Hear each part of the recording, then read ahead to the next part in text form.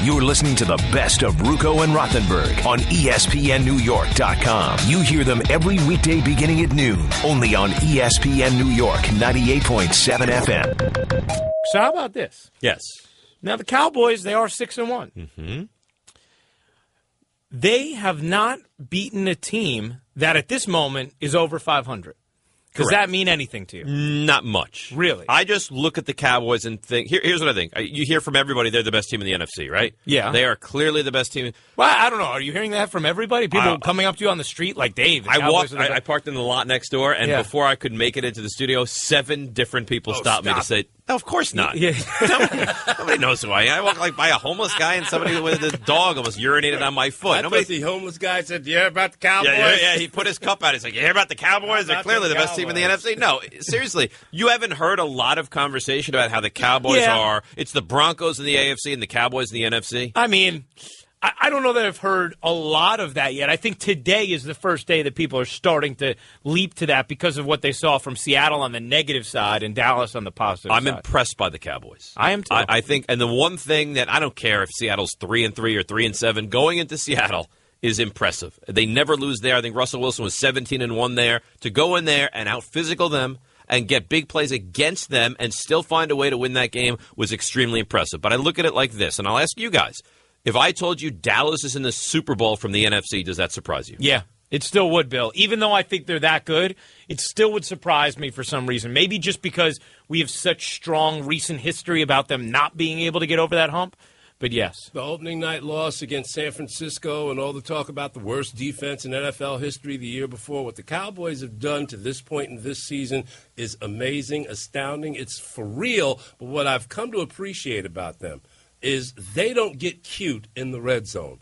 They line up, you know it's DeMarco Murray. They line up, you know it's going to be Dez Bryant. If one of those guys is covered or taken out of the play, they have other options, but they don't get cute. They're very direct. Their defense is solid.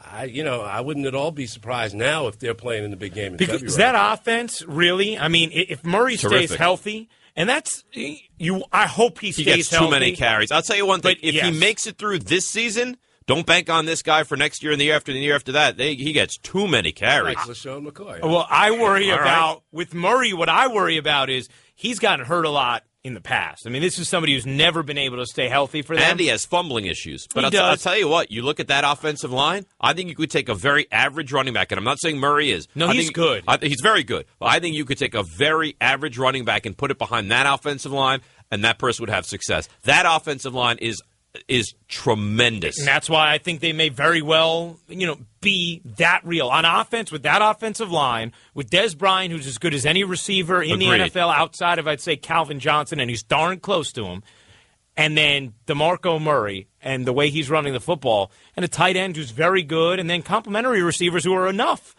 That's a potent. I don't worry about their offense. But that defense is not a Super Bowl caliber defense. It's just not. But I'll tell you, the turnaround from Rolando McClain is unbelievable. If I was a Raiders fan, I would have like what do they have those voodoo dolls or what do they call of that guy? You drafted him 8 first round, 8. You didn't want to play. And then he winds up on the Cowboys, and he turns into like a Pro Bowl caliber player. I'd be livid about that. The Ravens got a conditional 6th-round pick for him? And he thought he wasn't good. This guy, he was all kinds of messed up, and now he is back, committed, and a beast. All the pros can play. It's about finding the right system, and McClain has found one in Dallas that works for him. And it feels like he's matured up a little bit. But I just sit here and look, there's still a lot. They may be the best team in the NFC today. I don't care about the best team in the NFC. Who's going to be better in 3 weeks? I think the Packers would go into Dallas and beat them. I probably would have more confidence in Green Bay, too. And you know what? This is the team that I still look at, San Francisco, because Patrick, and last night, you know what? It's a loss. It's a bad loss. They take you, throw it away, okay? Yeah. Patrick Willis was out. Bowman's going to come back. Alden Smith's going to come back. I still like that offense. If you said to me, what team in the NFC are we sleeping on and not giving the credit to right now, it's the Niners. They were barfical last night, man. So Vernon Davis, man, I'm watching him getting pancaked. I'm watching linebackers get pushed out. Hillman just runs right over a Niner linebacker, goal line. Are you kidding me? But you couldn't see any team going in there and having that happen? That's a prolific offense. I was surprised that it was the Niners because the Niners always bring grit, resolve, their big heart, and all that, and the Harbaugh stuff. And last night they were ragdolls. Juan in New Jersey. Juan, you're on the Maserati of Morris County hotline. Good afternoon, gentlemen. I just want to make 2 points. First and foremost, the Cowboys to the Super Bowl, can they even win a playoff game before we start going there? And then second... Well, no, I don't think... I mean, no, that's why... Did you hear what we said? Dave just threw the question out, and we both all said... I mean, me and Dave both said, yeah, we would be surprised if they... I would be shocked if we off. Talked about Dallas going to Arizona. As good as we all think they are at this moment. Gotcha. And one other thing. Do you think the Giants can bring anyone in at this point of the season to help with the defense since we got so many injuries? And that was my last point, and thanks for no. You know, last year is a very rare scenario where you acquire a player in the middle of the season and he impacts your defense the way that John Beeson did. That does not happen often. It rarely, if ever, happens. So, no, to think that there's some magic elixir out there and the Giants can go sign some guy that's going to get to the quarterback or be a great tackler in the middle or a cover corner, no, it doesn't happen. This is what the Giants have, and they have to hope to get healthier and better and work on their game and improve. Fernando in Union City. Fernando, you're on the Maserati of Morris County hotline. Good afternoon, gentlemen. Big Cowboys fan. Very happy today. But I'm also keeping it in perspective because I know this defense, to your point, is not a Super Bowl defense. I said right from the onset with all my friends at the start of the season, I thought this was a 5-11 team. I did not like the personnel on defense. I knew that offensively we had to see what we would get out of this offensive line. But you know what? There was a moment yesterday, unlike previous Giant-Cowboy games, where, hey, Giants just score. They're within a touchdown. Cowboys get the ball back. And I said, you know what? Let's see if they go 3 and out like they used to do and then have to give the ball back and rely on the defense. And sure enough, to their credit, that offensive line, they ran the ball. Even when they were tied 14 at the half, I wasn't worried. I said, you know what? They're going to run the ball on the Giants in the second half. They're going to do it. And sure enough, again, it's early. They have a few games before their bye. They're very winnable. I don't know about Arizona. I think that game's going to be really tough. I don't know if they can win that game outright, but we'll see. But after the bye, you know, they're at the Giants, host the Eagles on Thanksgiving, at Chicago, at the Eagles, obviously Indianapolis at home. And then it's going to be tough for them. I think this team can make the playoffs and win the division. If you don't make the playoffs at 6-1 in the NFC now, Jason Garrett should be fired. So forget it. That's not even a conversation that needs to be had right now. We're talking about bigger things. That's what Cowboys fans are looking at, right? The NFC Championship game, the Super Bowl, not if you can make the postseason on it. I just don't think that a team, and they play hard for Rod Marinelli, okay, and they run to the ball, and they're aggressive, and they try. I just don't think they're ultimately talented defensively, and I think if you have a bad defense in the postseason, you will get exposed. Yeah, the one thing I'd say, though, is did you think the Giants had a Super Bowl-level defense in 2011 at this point in the season? Okay, but come on. They had star players on that defense who just happened to raise the level of their game at the right time. Who were the star players on the Giants' 2011 defense? Justin Tuck. Okay, JPP. Jason Pierre-Paul was one of the top 5 defensive players in the NFL that year. But Tuck was no longer a star. But he turned it on in the right time. Osi Umenyiora. He played great at the end of the season. Yeah, I agree. You're right. Their defense. Who was you're gonna talk about Rolando McClain as the guy for the Cowboys defense. Sean Lee's their best player. He's out for the year. Yeah, but Rolando McClain right now is playing like. He's playing like a Pro Bowl linebacker. And the Giants were 9-7 that year and got hot at the right time. Yeah, but that's what I'm saying. That's what it's all about, now. But I agree, but I'm saying you can't just tell me that team doesn't have a Super Bowl defense, so they're not winning the Super Bowl, because sometimes you get hot. But they're hot now. I agree. You think this team is going to wind up 14-2 and stay hot for the rest of the year? No, I don't, because I need to see them win in December. I got to be honest with you. If you told me right now the Cowboys finish at 15-1, and Seattle comes in there in the first playoff game, I would take Seattle. I would take San Francisco. I would take Green Bay. I just am not sold on this Cowboys defensively. You're listening to the best of Ruocco and Rothenberg on ESPNNewYork.com. You hear them every weekday beginning at noon, only on ESPN New York 98.7 FM. Percy Harvin will allow everybody else to get less attention. Percy Harvin is clarity for the Jets because now this offense has some pieces. Did Gang Green get the playmaker they sorely needed, or did they just simply acquire Santonio Holmes 2.0? I got news for you. If they acquired Santonio Holmes 2.0 at the beginning of his time with the Jets, that's okay. It's that they invested in a guy who you were meant to take a hot ride with and not actually have there with you, with the family for years to come. Ruocco and Rothenberg on ESPN New York 98.7 FM. the Percy Harvin trade, to me, for the most part, Dave, it's no blood. A 6th-round pick, if that's what you lose, fine. There was reports on Friday that it was it could be as high as a conditional 2nd-round pick, and that could have been a mistake. But Percy Harvin, I think, probably seems like a guy who anywhere is going to wear out his welcome. But if you catch that period of time where he can contribute, and in this case, maybe just help shine a light on what your quarterback is capable of, then he can provide value for you. So, to me, it's not a huge risk. Just don't look at it as the move that's going to fix all of your problems. Oh, come on. Anybody that sits here thinking this is a move that's going to fix all your problems is completely delusional. Here's the thing. You take a guy he's probably a bad guy. Okay, Minnesota couldn't get rid of him quickly enough. Seattle, and this is just a bizarre thing, and I actually like the trade for the Jets. But think about this. Seattle is one of the best teams in the NFL. They won the Super Bowl with him last year. He had a key role in that Super Bowl game, returned the kickoff in the second half back for a touchdown. They couldn't get rid of him quickly enough. I actually heard from very good sources that if he wasn't traded on Friday, he was going to be cut by the Seahawks this weekend. They invested a lot of money in him, too. $60 million. So, look, they haven't paid all of that. But that's what they invest. That was the ultimate down-the-road investment for him. Obviously, this is a troubled guy. Obviously, it was not a fit in Seattle. But you're the Jets. You wipe the slate clean. Maybe he looks at it and licks his wounds and says, if I don't make it with the Jets, maybe I don't have another chance in the NFL. You've traded nothing. I know people say, well, 6th-round pick. Look at the Jets this year in the draft. They did nothing in their draft. So you take a shot at a guy who's a legitimate weapon. But here's my thing, and everyone says maybe he makes Geno Smith better. I don't necessarily think a guy like Percy Harvin makes the quarterback. He's such an unusual offensive weapon. It's like you can give it to him out of the backfield. He returns punts and kicks, and he can occasionally, on a reverse or something like that. He's not a traditional down-the-field receiver. But I don't see what the downside is from the Jets, to be honest with you. Yeah, no, I don't see the downside either. And I still think, and I understand what you're saying, because, you're right. He is not the traditional down-the-field receiver to, I guess, evaluate your quarterback the way you normally would.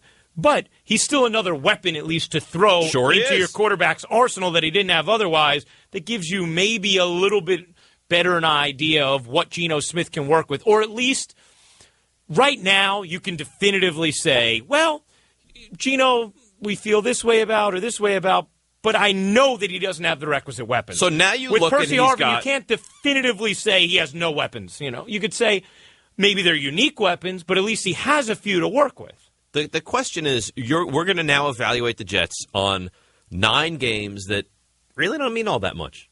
Right? Are the Jets done? Can the Jets go to the postseason? No. Okay. So we are now going to evaluate the Jets on the final 9 games, which don't mean all that much, and we're going to determine whether Geno Smith is the quarterback, whether Percy Harvin can return, what Rex Ryan's future is going to be. These are the most 9 important games with no meaning at all that I can ever remember. This is going to shape the future of this organization. You have to be careful about that. It's no different than, what do we always say, Bill? Don't judge baseball players in March or September. That's right. And look, the Jets do have 9 games left, and I'm not going to sit here and even entertain the notion that they could find their way into the postseason. But can they beat Buffalo next Sunday? Yes. Because, Buffalo with 2 significant losses, C.J. Spiller out now, and Fred Jackson had to leave the game also with a groin. You add Percy Harvin, he's got, 7-8 days of practice and preparation of getting to know you. Can the Jets win that game? And if they win that game, what kind of momentum do they build off of that game? Or do they build any? But if they win, they're 2-6. Would you not agree that Denver will win the West and the Chargers will make the playoffs? I have to agree with that. All right, so you're looking at one spot. How can the Jets are the Jaguars right now? Go back even farther. 1-5. When was the last time a 1-5 team made the playoffs? 1970. Yeah. So the Jets are not going anywhere. So we're going to base the future of this organization on 9 games, which are in essence meaningless football games. No, you shouldn't. You should not do that. But you're not basing the future on it. But you're looking at your quarterback, and you are getting a little better idea. You're not saying, I feel like I can absolutely give him the keys moving forward, unless maybe he plays lights out. You have to evaluate it based on how he plays. But at least it eliminates the definitive notion that he doesn't have enough. I think no matter almost, no matter how poorly he played the rest of the season, you would feel like, I don't really know what Geno is. At least this way, if he shows something, what if all of a sudden he comes out, he looks like a very good quarterback? You start to say, you know what? Okay. When we gave him another weapon, he looked like a guy we could trust a little bit. That's not a bad thing. It's not a bad thing. I just I can't see that. I've seen enough of Geno Smith to know that unless I'm completely wrong, which is possible, this guy is just, like we said, he's just a guy. That's what he is. He's not a special quarterback. Did you feel like he had enough in New England the other night? Weapons? He was right there. They were in the game. No, I didn't feel like he had enough weapons. You didn't? I thought if you put a good quarterback on if you put a good quarterback, not great, not Peyton Manning, if you put a good quarterback on the Jets, what's their record this year? Alex Smith. Put Alex Smith on the Jets. Are they 3-4? Maybe. They would have won the Bears game. Yeah, I think they would have won the Bears game. And they could have won the other night. Yeah. Take a couple of turnovers out of that season, and all of a sudden it's a different season. And that was my problem with this team in general, is Rex wants them to play this conservative, control the football style, and they don't have a quarterback who knows how to do that. Rex wants them to play close to the vest, run the football. It doesn't work in this league. I mean, I've been saying this for years now. When you have an elite defense and a big physical offensive line, Bill, yes, if you have everything else that goes around with it, but it's not the norm. It's the exception from the rule. You look at all the good teams in the league. You look at the Broncos. You look at the Seahawks even. You look at the Packers. All these teams have a big-time quarterback and big-time receivers. And they don't rely on the run. Hillman's touchdown last night, I think that was the 4th rushing touchdown for the Broncos this season. Yeah, no, the red zone. You look at the Colts have the quarterback. You look at the Chargers, they have the quarterback. You look at every one of these teams. So then let me ask you this. Would you have rather them not trade for Harvin and have a better chance of losing games and ending up higher in the draft? No, because I can't play to lose games. I agree. I like so the we trade. agree. The trade is good. The trade is good because it's not a risk. If he plays great and you love him and he's a model citizen, you can keep him if you want. And you restructure his contract and you keep him for the future, and that's fine. My issue is bigger than that with the Jets. My issue is that they don't have the quarterback. I don't think Rex is going to be able to develop a quarterback, and I think the problems are real with this team. I think they are worse today than they were when John Idzik took over 2 years ago. Yeah, I agree with that. And this isn't going to help you in the postseason moving forward this year because that's off the table. Right. What Percy Harvin, his best role can do is for you to be getting an undervalued asset on the offensive end that you can control moving forward, perhaps if things break right for you, and getting a little better feel for what your quarterback looks like when he has some more toys to play with. Those are the two best things you can get out of this. Agreed. And if you do, great, because you can argue whether or not winning games is even a good thing for this team anymore. Last year, I thought it was because it got them back in the winning flow. 8-8, you felt like you ended the season on the uptick. This year, I don't know. You may just be better off getting the highest draft pick you possibly can. You're not a Jets fan, so maybe it's hard to ask you this question. But if you were, and I told you 2-14, top 3 pick, would you say, you know what, I can endure the rest of this and get the guy I want? Yes, I would sign for that in a second. I would sign for that in a second. I would sign for it, but just the very notion of 2-14. But what's the difference? 2-4. You know what? I think about what John Mara said. When the Giants finished that season 8-8, missed the playoffs a couple years ago, said 8-8 felt a lot more like 2-14. And because that's the point. If you're not playing for the playoffs, you play for nothing. Exactly. So 8-8 does nothing for me. Look, the Colts went 1-15, and for it they were winning with Andrew Luck, and now look at them. Yep, exactly. You're listening to the best of Ruocco and Rothenberg on ESPNNewYork.com. You hear them every weekday beginning at noon, only on ESPN New York 98.7 FM. Did you figure out why Monica Lewinsky's trending? Yes. Okay. There could be numerous reasons. The one that seems to be the most obvious is she just joined Twitter. And she sent out a tweet that said, #HereWeGo. All right. So that seems to be the number one. She also has apologized for falling in love with Bill Clinton. She told an under-30 conference in Philadelphia, quote, "I fell in love with my boss. He just happened to be the president of the United States." There you go. See? And that's why we love you, Dave, because, you can get things done. Now, I also found it interesting that earlier today, you and I at the same time said basically the same thing about Peyton Manning in regard to his record yesterday.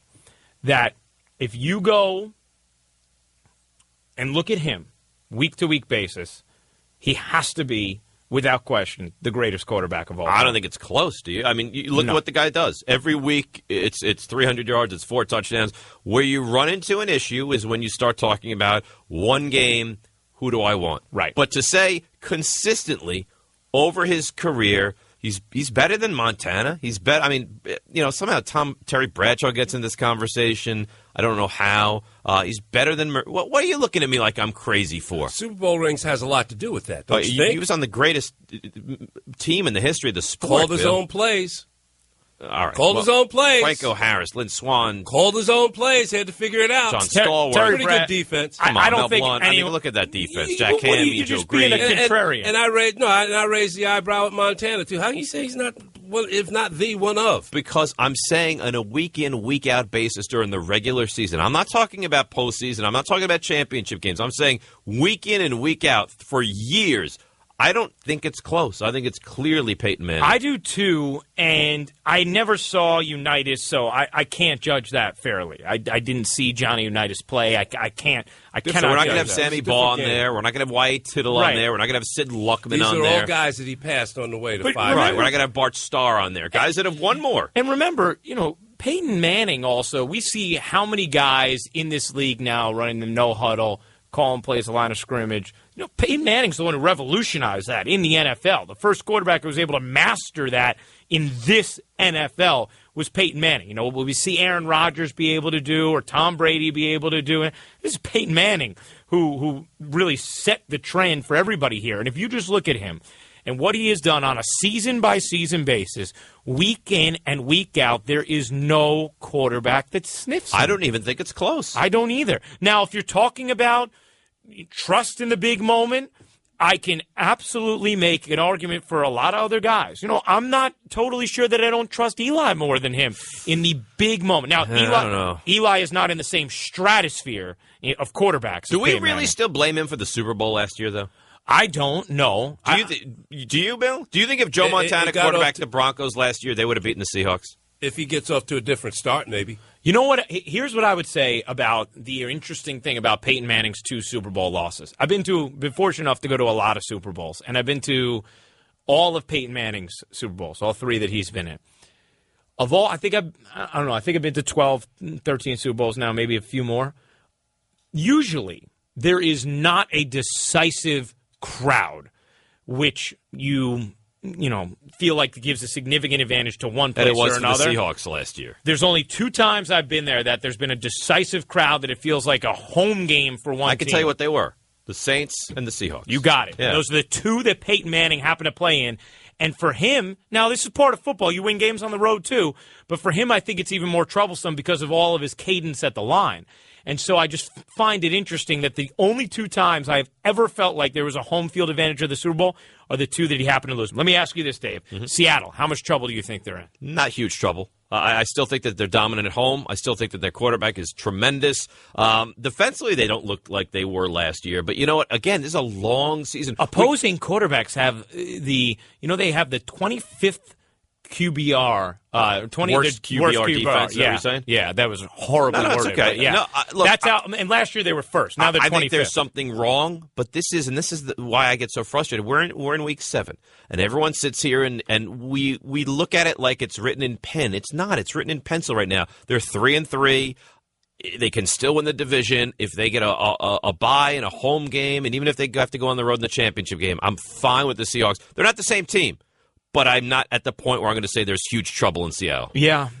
You hear some things about that locker room now, though, too, and if everybody's falling in line with the quarterback. And that makes me – and I love him, but that makes me worry a little bit when you have a place that's starting to get unsettled in the locker room that already has a tough task of trying to repeat. You know what else is hard? It's hard to repeat. I know it's hard to repeat. And it's hard to keep that same motivation from the prior year to the current year. That's why nobody does it. You're listening to the best of Ruocco and Rothenberg on ESPNNewYork.com. You hear them every weekday beginning at noon, only on ESPN New York 98.7 FM. You're listening to the best of Ruocco and Rothenberg on ESPNNewYork.com. You hear them every weekday beginning at noon, only on ESPN New York 98.7 FM. You know what stinks, and I'll be honest with you, and I'm not despondent today, right? I'm upset. I'm angry. You're a Giants fan. You lose back-to-back games to the Eagles and then the Cowboys. This is a tough day to have to sit here and deal with, but the Giants aren't as good as Dallas right now. No, they're not. And yesterday, there was nothing about that performance that made me discouraged about their ability to win games moving forward. That's why I don't feel horrible today. Now, at some point, the reality is this is not an 162-game season where you can evaluate like that and not worry about the actual tangible effect of losses, because the tangible effect of losses in the NFL is really profound. You get to 7 of them, your season's over, there is no playoffs. But having said that, there's nothing about the way the Giants played yesterday that made me think, oh, they have no shot to win games moving forward. Win games, I'll give you, but look at their next 4 games. Indianapolis, right? At Seattle, San Francisco, Dallas. This is what the Jets had early in the season, this monster 6-game run. This could very easily completely fall apart, and there's a chance that they're sitting at 3-8 before things get better. The tough thing is yesterday is a game where, let's forget the style aspect of it for a moment, where I wasn't discouraged. What I was discouraged by was the reality that you had a real chance to win that game yesterday. Do you really think they did? I think you did. They were competitive on the scoreboard. And yes. It was 14. They were up 14-7. It was 14-all. I never got the feeling that, okay, the Giants are going to find a way to win this game. I never thought they were going to win either. I didn't. But if you think about it, you were up 14-7, and you knew you were getting the ball to start the second half as well. You have a stop, and then you would have gotten the ball back with time, or you could have potentially expanded your lead before the half, whatever. Instead, it's 14-14. You get the ball to start the second half. 2 possessions in a row, the Giants are inside the 40-yard line. And they went Dallas. backwards, and they didn't get points, exactly. And they punted the ball away, and the Cowboys went down, and you know what? Which, by the way, I have to tell you, I thought that the Giants made a mistake not going for it. The second time they were at the 40 in that third quarter, when they were down 7 after Dallas had scored on that beautiful pass to Escobar, I thought, even though it was, I forget who, I think it was Randall, it was a 3rd and like 19 or whatever, and he got to the 40-yard line, and it set up like a 4th and maybe 6 or something like that. And I thought, you know what? You're going to go down 2 scores. You give it back to Dallas. Go for it here. I didn't have an issue with that. It would have been unconventional. It would have been unconventional. But I thought in order to win a game like that where you weren't as good, you were going to have to do something unconventional. Not that much different than what we saw from St. Louis yesterday in order to win a game like that against Seattle. St. Louis went, but here's the thing. Those things work and you're a hero. You're Jeff Fisher. Those things don't work and Monday morning quarterback, you're destroyed. No, you're and not. You know what? Let's no, be honest. You're St. not, Louis though. is playing for nothing. Yeah. St. Louis is playing for fun and to try and compete. They're not playing for a playoff spot. Yeah, but you're not destroyed when you're not good enough. See, in that game yesterday, you have to know if you're the Giants, you're not good enough to just play them straight up and win. Looks at that. I don't think Coughlin he's wrong looks not to. But you know what? How much better? And the Cowboys, I think, are better, especially when they're home against the Giants. And that offensive line is massive, and they're very good. How much better is Dallas and the Giants? They're not. There's not a huge gap between these two teams. The fact that they punted on 4th and 6 down a touchdown in the third quarter, I don't have a big problem with that. It wasn't a huge. It was. I agree. It would have been unconventional to go for it, but I actually thought at that moment you had to do something like that, because if you punted it back, there's no way Dallas wasn't going to get points again. Now, what frustrates me is when you're the Giants and you're at the 40 and you have 4th and half an inch, and Will Beatty jumps off sides and you back up, and then there's holdings, and then they always find a way to take themselves out of this winning position. And let's be honest, the Giants are 7 games into the season right now, and they haven't won a game which surprises you. And the Cowboys have, and the Eagles have, and good teams do. And I think the more I see the Giants, and you know I don't like to say this, the more I see the Giants, I think this is what they are, right? I think they are okay. I think that they can win 8 games. I think that they can compete with teams that are better, but probably won't beat them. I think the teams that are in their range, they'll probably win the bulk of those. So when they go up against the Jacksonvilles and the Tennessees and the Redskins again, yeah, those are games that the Giants will win. But until I see this team make a statement, I don't have any reason to believe that they're going to win these games. Antrell Roll on the loss. I felt like we came out and we played hard. I felt like we played, with a lot of passion. But, unfortunately, we just got the short end of the stick. And, no rhyme reason for it. We don't make excuses. We need to get better as a team, and that's it. Penalties, fumbles, a lot of that it's a mindset. You have to have the fear of God in you that if you make a mistake like that, awful things are going to happen to you, so that it becomes a culture that they don't happen on the field. And we always sort of bestow this honor upon Tom Coughlin, like, wow, he's a disciplinarian. His team's played this. Well, I mean, he's an amazing coach. I love him to death. But I don't know if that's always true with his teams. Yeah, yesterday, that team had 2 fumbles from one guy. One of them was incredibly costly. And the first fumble was devastating. Right, I think he might have had it. The second one didn't matter, right, unless you were concerned about the spread in that game. The first one was down by 7 with the football, trying to go in to tie the game, and you fumble that one away. Brutal. It was terrible. And the penalties on the offensive line at the most inopportune times were brutal yesterday. And you know what? And this just shows how, I don't want to say ignorant, but how off we can be sometimes. All off season, right? Is Eli good? Can Eli do that? This has nothing to do with the quarterback, right? I mean, no, Eli Manning is fine. Eli Manning threw 3 touchdowns. He hasn't. The Giants have lost to the Eagles and the Cowboys. He hasn't turned the ball over once in these 2 games. Eli Manning is not the issue. I don't think Victor Cruz not playing yesterday was the issue. The issue is on this team, and tell me if you're great. The offensive line is still a big, big problem. They can't run. Rashad Jennings is better than Andre Williams. Okay, significantly better. And the defense it's not very good. Yeah, I would say my bigger problems with the defense. Eli. Absolutely. If you have any problem with Eli, you're lost. You don't know football. You need to just pipe down and listen to the people who do. Because Eli Manning, over his last 4 games, 11 touchdowns and 1 interception. This guy's playing very good football. Really, there's 1 game this season in which he played poorly. First game of the year. Since then, the Arizona game, he had the 1 mistake early in the game. But after that, he was brilliant against the Cardinals. And since then, he's played great football for them. But it hasn't been enough, partly because of what you're talking about with the offensive line, which hasn't been all bad. It had a good 3-game stretch in the winning streak, but it's been inconsistent. But when you watch them play the Cowboys, and you see what the Cowboys have at offensive line, and these gaping holes for DeMarco Murray, look, if you put Rashad Jennings in that situation behind that offensive line, he'd probably be 90% of what DeMarco Murray is. I mean, you have a perfectly set up situation for Murray to succeed. And look, they're offensively, that's a talented team. Romo is good. Des Bryant is elite. Murray is tremendous, and the offensive line is great. Witten is good, and Escobar out of nowhere becomes the hero of this game. It was never a question about the Cowboys' offense. It's very good. It was always a question about their defense. And the ironic thing is, for the Giants, we went into the season with all of our questions about the offense. And right now, the offensive line, definitely worthy of questions. I give you credit. You knew how big a loss Rashad Jennings was going to be, and he has been a tremendous loss for the Giants' offense. But really, the problem is the defense. I mean, yesterday, I don't know how many times I saw Zach Bowman, 10 yards away from whoever he was supposed to be covering. But the problem is Zach Bowman shouldn't have to be on the field. Walter Thurman, gone. McBride, gone. No, those are issues for a secondary. Huge. Rogers Cromartie is hurt. The Giants are all banged up. But you don't make excuses because that front 4 got so little pressure on Tony Romo. They didn't tackle well. Do you know what the Cowboys were in 3rd down conversions? What were they? 9 of 14. Yeah. And these were not 3rd and 2s. We're talking, the first touchdown was on the 3rd and 10. The second one was on the 3rd and 8. Big plays they converted all day long. That's why the Giants lost this game yesterday. Tom Coughlin feeling a sense of urgency at 3-4. We've lost a couple of important games in a row.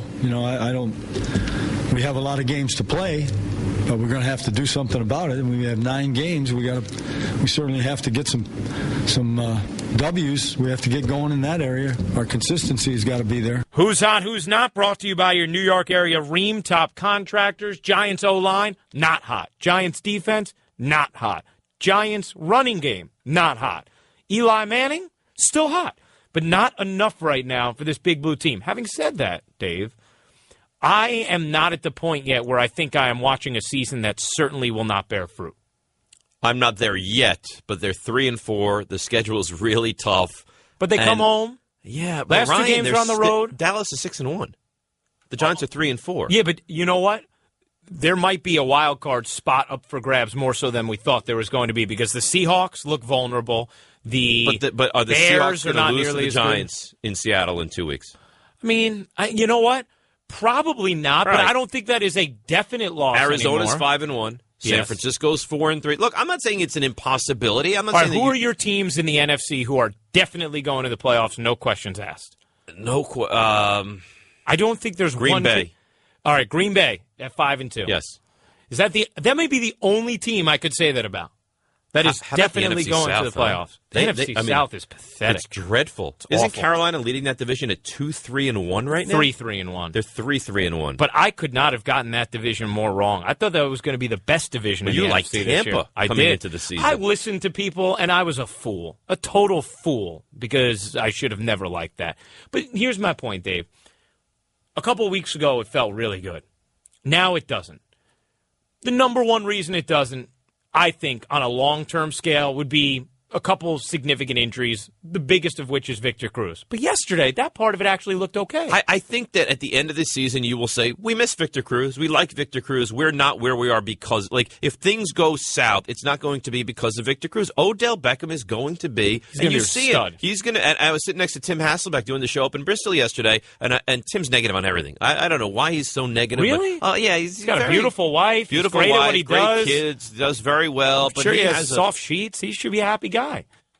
But what? I mean, he just seems like the kind of guy who really likes nice things, too. You know? I could have analyzed Tim Hasselbeck from now until tomorrow at this time, and never once would I have thought about the sheets that the man sleeps on. I just think they probably have really nice things in their house. You sleep on like a high thread count, don't you? Not at all. Come on. I'm being dead serious. I have no idea. You sleep in either one of two things. Either you sleep with very high thread count sheets, or you sleep in like the racing car bed.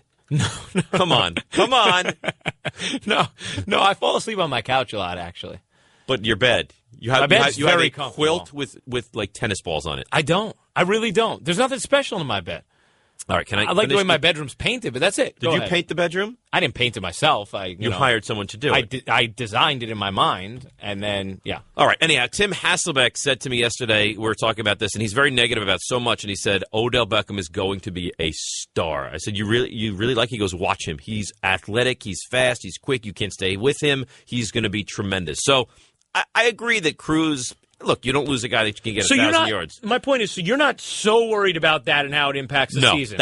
If you said to me, rank your concerns about the Giants, the receiving core would not be in the top three. Okay, so then look at the rest of the NFC. I think this Giant team, while right now is very mediocre, is still very much alive. That's how I feel. Can the Giants win this division? I don't think so. What would you say the percentages are that the Giants can win this division? I'd say 15%. Okay. So odds are we would both agree they're not going to win this division. Yes. Odds are they're not going to get by either Dallas or Philly, right? That both those teams will be ahead of the Giants at the end of the year? I think Philadelphia's 5-1, Dallas 6-1, one less game. I'd say there's a good chance they don't get by both of them. Okay. Either of them? Yeah. Okay. So now what you're telling me is the Giants have to have the next best. There's one spot for the Giants, which means that the wild card can't come out of the NFC West. I'm not worried about it from the South. The Lions and Packers are also well ahead of the Giants. Defense is and fierce. The Lions, Ryan, beat the Giants. So I don't know how. Look, I give them a chance. It's a little bleaker when you break it down that way. I'm just trying to be honest. You know what? All I try to do is bring honesty to the program. And if that's too much to handle, then I'm sorry. No, I like the honesty. Tony in Yonkers. Tony, you're on the Maserati of Morris County Hotline, Tony. Yes, listen, we got to put everything in perspective. We know the Giants are not considered an elite team right now. But you have to look at the injuries. I know all teams have injuries, but you have to look at it. Rashad Jennings is out. Cruz went down. You got a rookie that just came in. No matter how much talent he has, he had no preparation before.